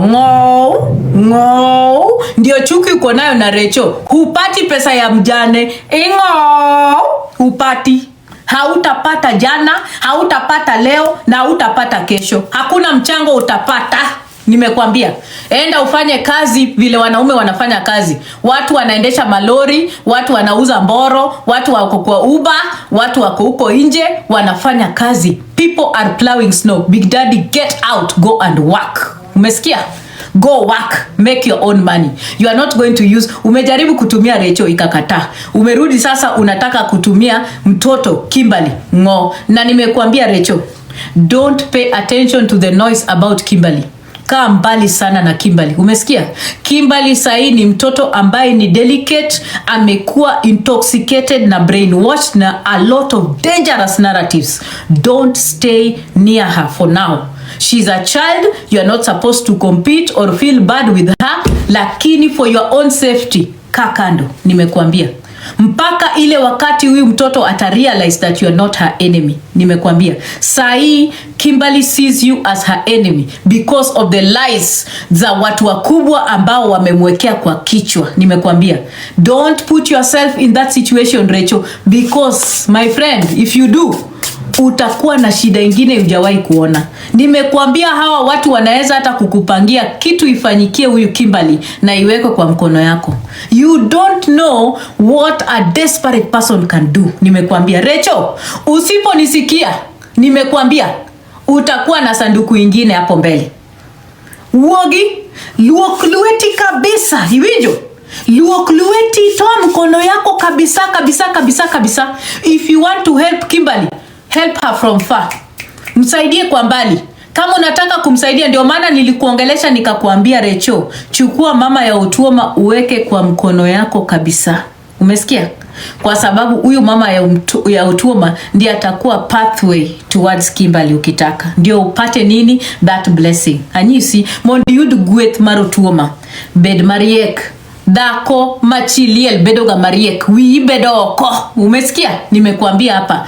Don't allow mipango magjok maricho zikuje zikuangushe. Nimekuambia kuwa mwerevu, kusaidia mtoto ni baraka, lakini kusaidia mtoto na busara ndio baraka kubwa kushinda yote. Saidia Kimberly kama unaweza na kama unataka, lakini fanya kwa mbali. Mpaka ile wakati mtoto atarealize mwenyewe ya kwamba wewe, you are not her enemy. Right now, you are dealing with a child that has been taught that you are her enemy. You are dealing with a child that has been taught that you denied her an opportunity to be with her father. Let me tell you, that is a dangerous child. Huyo ni mtoto ambaye anaweza kukuletea mauti ambayo hujawahi kuona. Tengeneza njia zako zikuwe safi. Nimekuambia hapa. Children are delicate. Allow that child to be. Wacha mtoto akae huko kando. Kusaidia ni baraka. Lakini hizo zingine nimekuambia, be very careful Rachel asekoni. Hii deal gimon matoxic asekoni anyisi ibro neno gimane pok ni neno. Usiposikia, nimekuambia, utaona vitu zenye hujawahi kuona. Don't ever underestimate the power of haters. Don't ever underestimate the power of a woman like Mwakio. Don't underestimate the power of grown men and women who can sit on a platform and troll a widow. Don't underestimate. These are people that are very capable of infiltrating your space and causing the damage that you will never, ever, ever recover from. Nimekuambia. Tengeneza njia zako. Nilikuambia wewe sasa nataka upatikane kwa maba kama umelewa, unaokotwa asubuhi, unarudishwa kwa boma. Nataka upatikane kwa manyumba ya changa kama umelewa, umekunywa ukavuta sigara, listen, take care of yourself Rachel. Please, hii kelele ya TikTok, maneno ya Kimberly ni wachana nayo kabisa. Aye luoge lueti kiriek. Asekoni. Asinyisi aneno mbele. Nimewambia. And as for Kimberly, I'm speaking to you as a mother that has raised children that are not hers. Dog chien, rudi chini, my dear. Pay attention to the people that are advising you and see if what they are telling you is helpful to you. Do not allow the seeds of discord and hate zikuingililie. You are a child. You don't know if tomorrow you'll wake up with your mother gone. And when your mother will be gone, you also don't have a father. Utakuwa kwa mikono ya the world. Kimberly, I'm talking to you. The world will be harsh on you. Be a child that is humble, that is respectful. Be a child that people want to welcome in their homes. Be a child that people are not afraid of welcoming into their homes. Usikue mtoto ambaye watu wameogopa kuingiza kwa nyumba yao. Saa hizi nimekuambia funga macho yako Kimberly. Imagine ya kwamba mamako mzazi hayuko. Nani atakuchunga? Ni nani atakufunika? Kimberly, rudi nyuma, rudi chini. Rachel is not your enemy. But Rachel is not your mother. The person that is related to you is your grandmother. That is Otuoma'S mother. Rudi nyuma. Anguka kwa mikono ya familia ya Otuoma. Those are the people that are supposed to guide you. Those are the people that are supposed to love you. Those are the people that are supposed to share your pain. Not anybody on TikTok. I have told you. Ukianza kuingililia strangers kwa TikTok, eti hao ndio watakuwa mama yako na baba yako. Kimberly, utashika mimba very soon. Kwanza kwa Mwakio, huyo Benten wake ndiye atalala na wewe. I have told you guys what is coming. Mwakio's Benten ndiye atalala na Kimberly. Nimewaambia hapa. I have told you. Na mtaniambia. If it continues the way it is, I have told you. That man that is being paraded here ndiye atalala na Kimberly. And Kimberly will be exposed to a lot of violence. Atakuwa exposed to a lot of exploitation because you all know what happens in Mombasa. Na atatumika na uzwe, mwili yake itatumika kuuzia wanaume. Mwakio ni mtu ambaye hajali chochote. Nimewaambia hapa. So as women on this platform, we should not allow that to happen to a child because any child out here, nimewaambia, that is in a delicate place. When a child is harmed, we are all harmed. Be protectors of children. Nyinyi wanawake, nimewaambia hapa. When you sit back and you are okay with the narratives that Mwakio is instilling on that minor child, you are also causing destruction for yourself because you don't know when you will die tomorrow. And you don't know if your child will be in the hands of Mwakio. Mumewahi kufikiria Mwakio alifika aje akakuwa amefika kwa mkono ya Kimberly? Mnafikiria alifika aje huko? Mnafikiria alifika aje huko? Alifika kule kwa sababu ya division ya family. So it is your family that will sell your child to the dogs. Nimewaambia hapa. So for the sake of women and for the sake of children, we all should not be okay with what Mwakio and Big Daddy and the Yellow Team Yellow Gang is doing using a child. Kama ni content wamekosa, wachukue kuma zao waweke kwa platform. But Kimberly's name should not be used on this platform whatsoever to raise any money.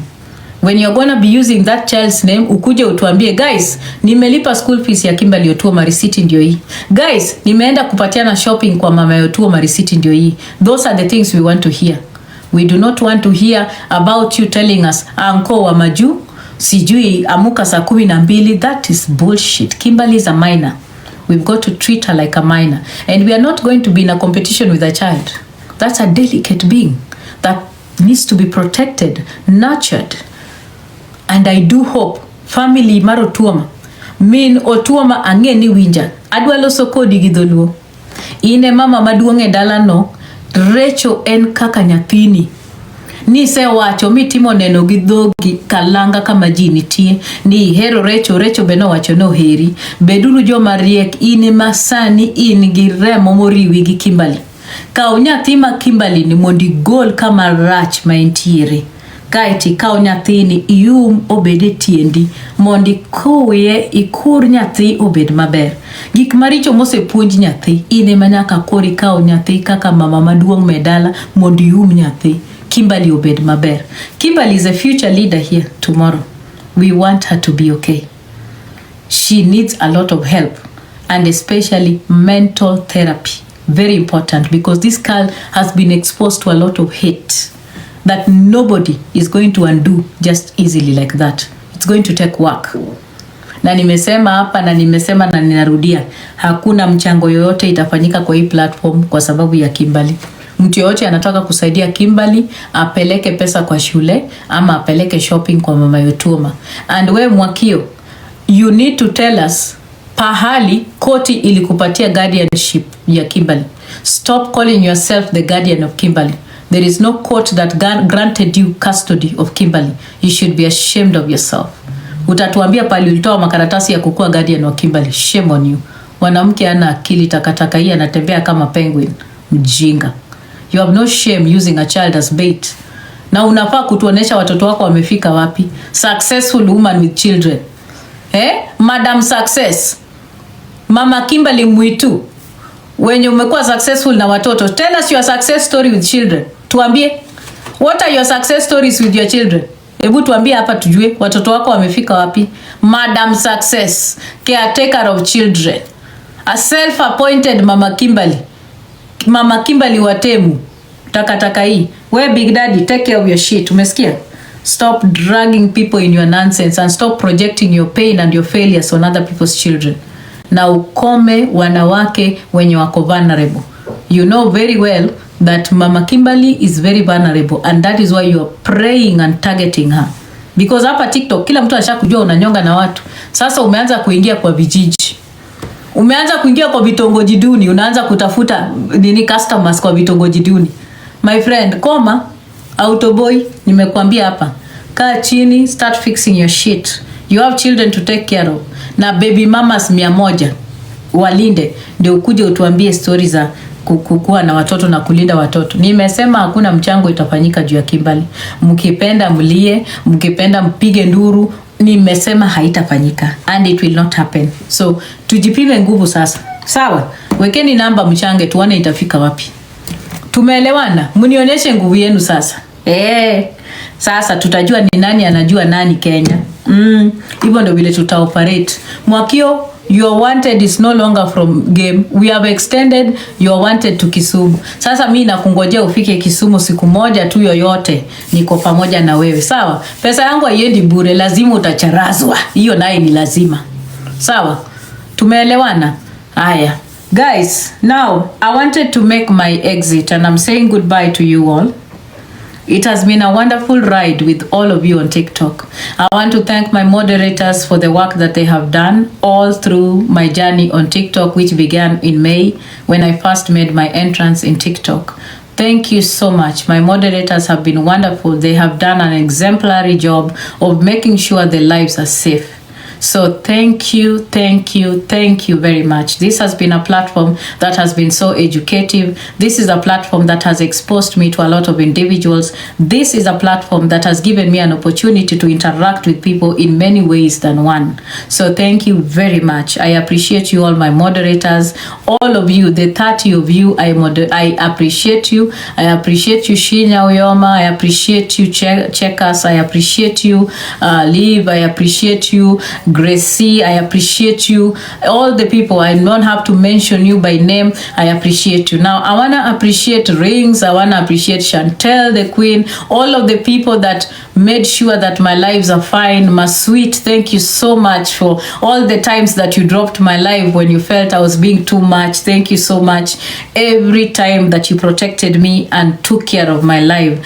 Thank you, my moderators. I appreciate you so much because you have done a lot for me. And for those of you who have walked this journey with me, Kajiado Finest, everybody, thank you. Ninawapenda wote, mmefanya kazi nzuri sana na waheshimu sana. This is my last live on TikTok and I hope that as women we are going to prioritize ourselves and we are going to love ourselves. All the associations I have made here, good or bad, negative, painful friendships, I have learned from them. That is what is important. So thank you so much for everything and all the platforms that I have had the honor to appear in. Even those of you that I have blocked. Honestly, if I blocked you, you will remain blocked because I don't intend to interact with you outside of TikTok. If I don't like you on TikTok, I don't want to like you outside of TikTok. So if you are blocked, you will remain blocked. So thank you for everyone. If I have learned anything from you, if you learned anything from me, thank you.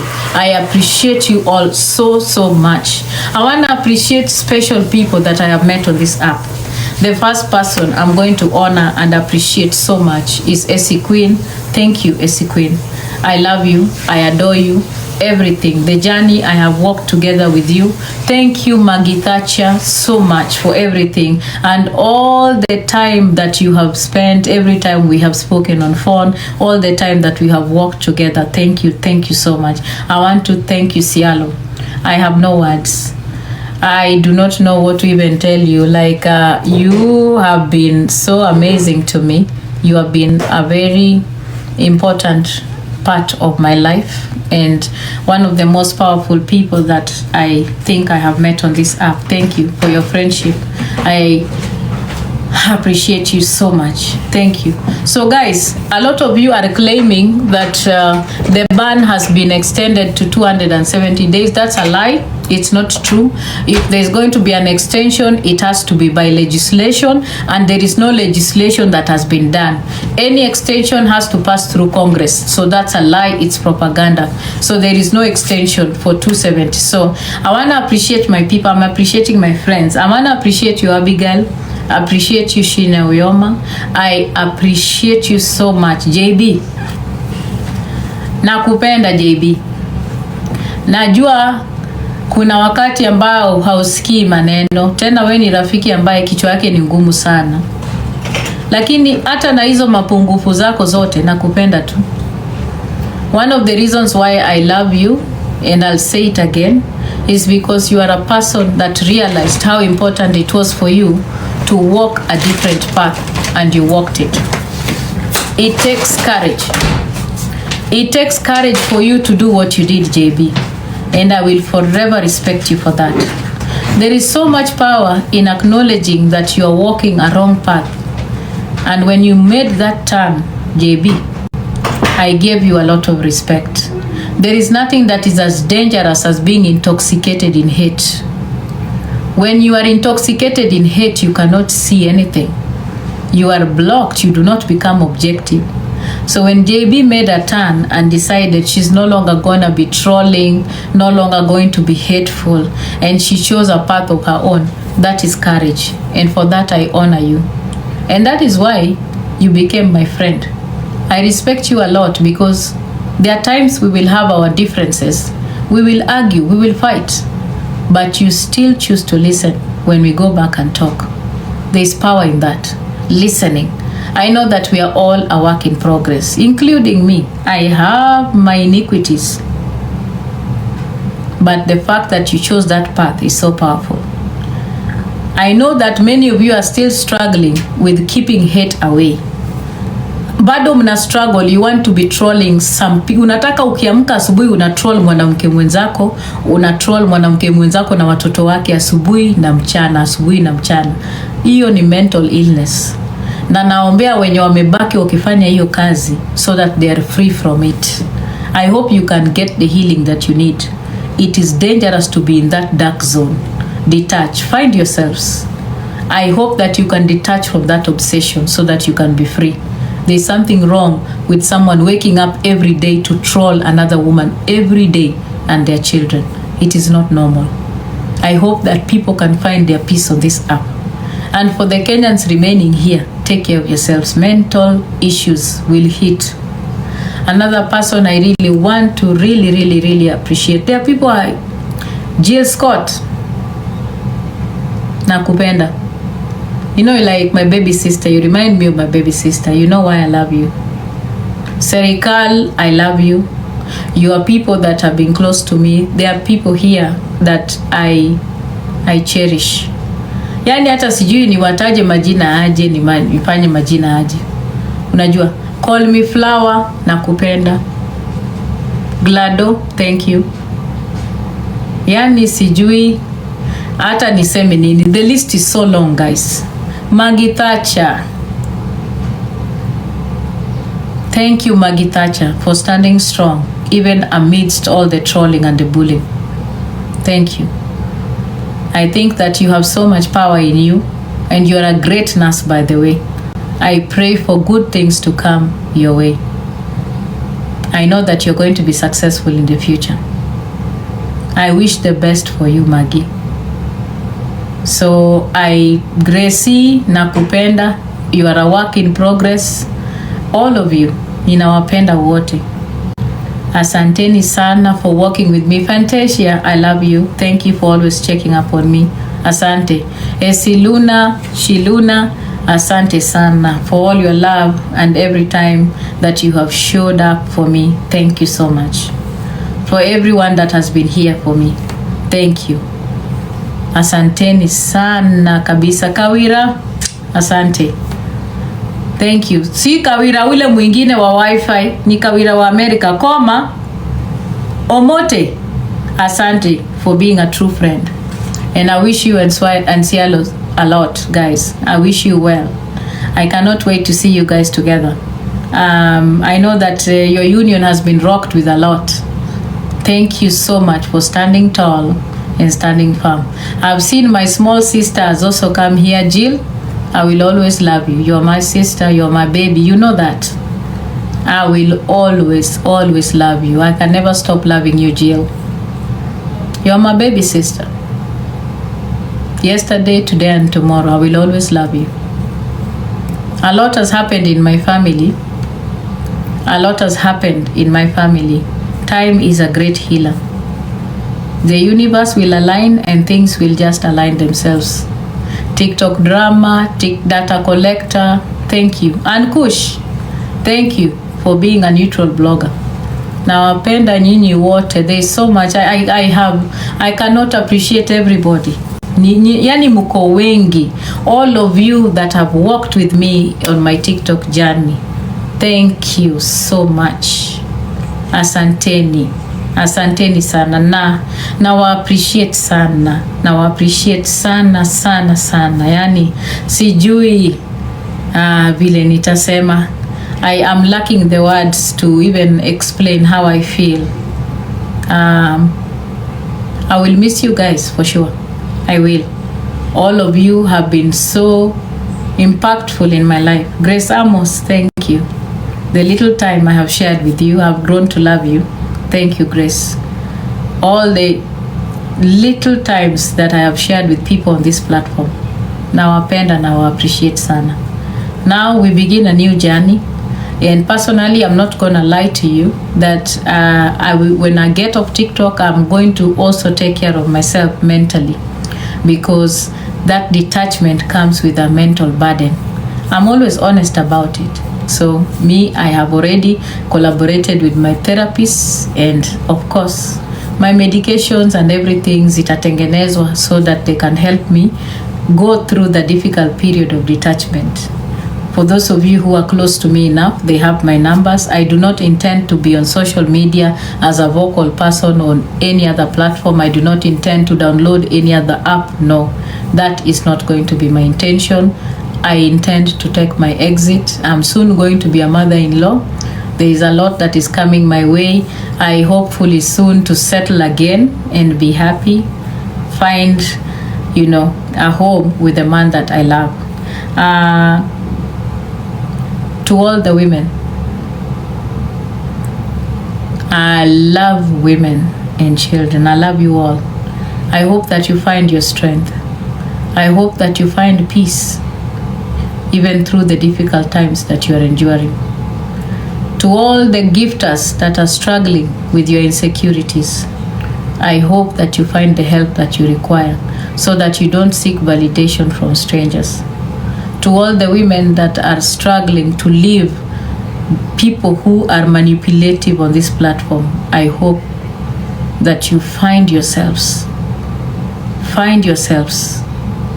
so that you can find the peace in being independent and owning your power. Very important. Alwatch, nimekuona hapo. Habari yako Alwatch? Unajua mimi nakupenda bado. You can still call me and we will talk. Mimi nakupenda no matter what. You know why. I hope that you find everything you're looking for, to all the women, and I wish you success. So thank you very, very much. It's been a beautiful ride. It has been wonderful. We shall see each other on the other end. Tutapatana Facebook. That is where I am, but I'm not welcoming most people there. I'm also on Instagram for those of you who will see me. My daughter is getting married next year. I am so excited for her. I don't know, I'm even trembling and shaking. I cannot believe I'm going to be representing her dad in that auspicious occasion. I love my babies, guys, so much so. My FB name is still Diana Rose. There is nothing different. Guys, hii ban imenisaidia. Mnajua nilikuwa naulizwa TikTok yangu na mashemeji, nikawapatia account ya AC Queen. Wacheni hii bani kuje ndio nitoke hapa kwa platform guy, unajua. So guys, there is life after death. Rachel, my message to you, you will be fine Rachel, and I wish Rachel all the best. Utapata the peace you are looking for, you will find the love you are looking for. Lakini nataka kukukumbusha kitu. The reason why wanaume wamekimbia kwa inbox yako sahi Rachel ni kwa sababu ile care ulipatia Otuoma. They are seeing you as a person that is going to be taking care of them. Unasikia? Hawakuji kwako ati kwa sababu wanakupenda, wanakuja kwako kwa sababu wanakuona kama mfanyikazi mwenye atakuwa na wachunga, sawa? Submissive woman, submissive wife that knows Psalm 31 wife mwenye atakuwa anawapikia ugali na mwenye na kuna wale wenye kama nani? Don the King alikuwa anaenda kwa Rachel ili akue nini? Jateri wa Rachel. Nimesema hapa, nani anajua Jateri ni nani? Chekesha. Kimila sisi Wajaluo, ule mwanaume ambaye anafaa kukuchukua kama bwanako amekufa, anakuja asubuhi kama amebeba chakula, anakukumbatia, bas kuisha maneno. Wife inheritance. Hiyo ndio kazi Don the King alikuwa anaenda kufanya pale. Umeelewa? Alijaribu, that is what he was trying to do, but no, it did not work. Rachel, thank you kwa kumfukuza kama umbo hapo, ulifanya vizuri. Hiyo ndio vile iko, nimekuambia.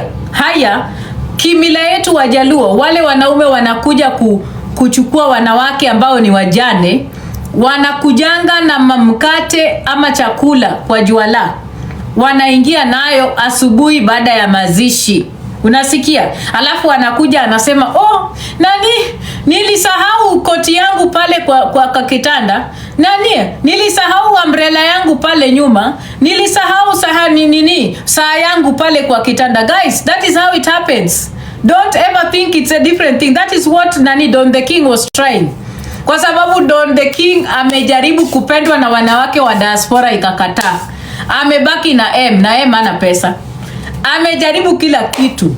Hakuna kitu Don the King hajajaribu kwa hii platform. Don amejaribu kila kitu. Mpaka saa hii imebaki ni bra tu ndiye atavaa. Ageuke mwanamke aanze kutongoza wanawake hapa. I'm telling you. So akaona hapa sasa wacha ajaribu, maybe akiingililia na kimila atatoboa. Ndio maana Rachel alimfukuza guys. Msifikirie alimfukuza bure. Alimfukuza kwa sababu alikuwa anataka kwenda kumaliza mila na yeye. Umesikia? Don the King alikuwa DCI, amekata kuku, akakuwa bwana ya surgeon wa makuku na samaki, akajaribu, akakuwa police investigator, akakuwa private investigator wa Winnie, akatoka huko akajaribu kuwa Ben 10, akajaribu na ati mazobu. Nothing is working for Don the King. Nothing at all. Sasa ameenda hapa akasema hapa ndio nitatoboa. Pesa ilitoka hapa, wacha nijaribu huyu Rachel. Akapata Rachel alikuwa ameshafundishwa kitambo. Alimfukuza haraka. Sasa hii ni errand boy. Amebaki tu kupiga mastori kwa TikTok. Sawa. So ati alikuwa analia, chekesha. So guys, nilikuwa nawaambia hapa, wanaume Rachel sahi watakuja kwako kwa sababu wanakuona kama mfanyikazi wao. That is why they are coming onto your inbox. Unasikia? They are coming to your inbox because they are seeing you as a laborer, a person that can take care of them. But be wise, like I told you. Right now, you need to take care of yourself. Any man that is coming to you has to be a person that is coming to you because they want to protect you. Pesa, aoneshe pesa zake kwanza before anything else. Na hiyo story yako ya pete, chekesha, wacha nikuchekelee, chekesha. Mimi nitavaa hii ring. Wacheni nichambe Rachel kidogo. Nitavaa hii ring mpaka siku ya mwisho. Koma, chekesha. Rachel, hakuna ring utavaa mpaka siku ya mwisho. My friend, utapata mwanaume ataingia kwa hii akili yako. My friend, hiyo ring utakuja kwa live ututolee. Guys, Hii ring hata nimeitoa, nimeshapata mtu mwenye ananipenda. Kwani ni kesho? Haya, ngoja ni mtaona hapa. And I wish you well. I wish beautiful things for you because I know that you deserve them. I know that you're going to find love again. You're going to find a person that deserves the beauty in you. Nobody said that you're perfect, but you have beautiful things in you that deserve to be with a person that loves you, Rachel. Give yourself time.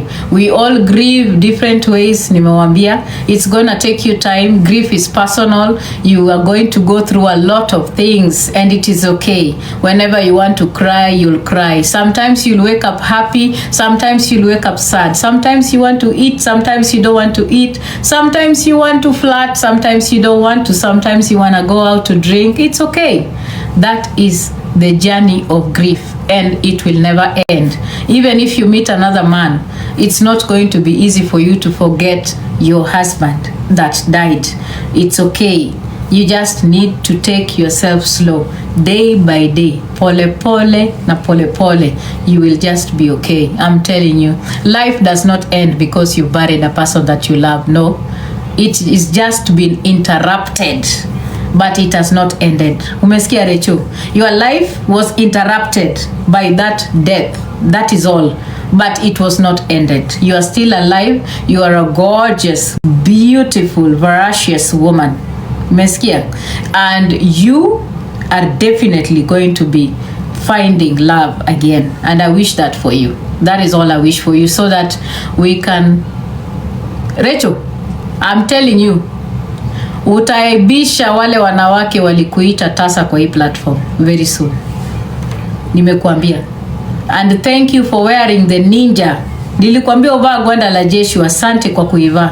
I loved everything you did, mpaka nene ulisema. Umesikia? Wale ambao walikudharau wakakudhalilisha kwa hii platform, you will bring shame to their faces. Nimekuambia hapa. And I believe that you will hear the cry of a baby in your hands. You will hold a baby in your bosom. That is all that I wish for you. And that you will find love in a man that cares for you, Rachel. You deserve that. That is the beautiful thing that should come your way. Sawa sawa. Haya, we are exiting, jamani.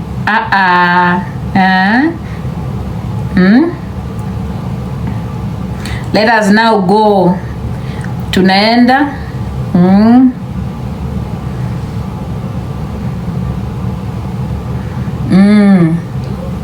What is it that you want me to wait, guys? Yeah, guys, let me see if this is on. Is it on? No.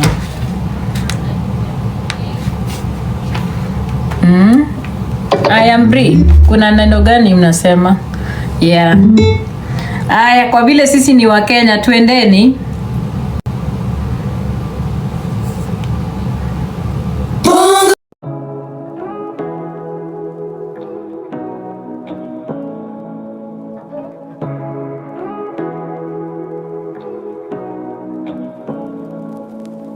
Say what you wanna say to me now. I wanna wake up with you in the morning. Show me there's nothing fake to me now. I wanna wake up with you in the morning. Say what you wanna say to me now. I wanna wake up with you in the morning. Show me there's nothing fake to me now. I wanna wake up with you in the morning. Turn this room, turn it to an ocean. Let me float around. Eyes closed, like we're dreaming even when we're not. You and me got a whole other meaning, I don't know how. You and me just know how it feels when we're falling in love. Say what you wanna say to me now. I wanna wake up with you in the morning. Show me there's nothing fake to me now. I wanna wake up with you in the morning. Say what you wanna say to me now. I wanna wake up with you in the morning. Show me there's nothing fake to me now. I wanna wake up with you. You qualify, so you'll get a notification. Abigail, thank you so much. I love you, Abigail. I thank you so much. This is my last song, guys, to you guys, and then we shall now leave. I planned on being here till around 1:45. It's already almost that time. Two. Girl, who was that? That was my doctor at Thank you. With me on this journey, those of you who've gifted me, those who have walked with me, thank you so much. Asanteni. Nawapenda wote. My Diana Ross backup account is already deleted from TikTok. I deleted it today. This account will be on TikTok only for today, and then I will exit. I'm making my exit from TikTok today. Today is the last day I'm going to be on TikTok.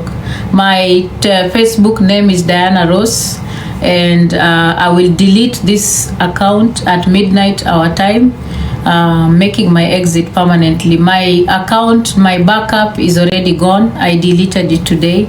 This is my last song for you guys, and thank you. Nawapenda wote, all the people who have gifted me. I appreciate you so much. Nawapenda kabisa. Asanteni sana. Asanteni. So thank you so much for watching the video to the end. Remember to like, share, comment, and if you have not subscribed, please make sure you subscribe and put on the notification bell so that you know every time I post a new video. So guys, thank you. I'm gonna see you on my next video. Bye.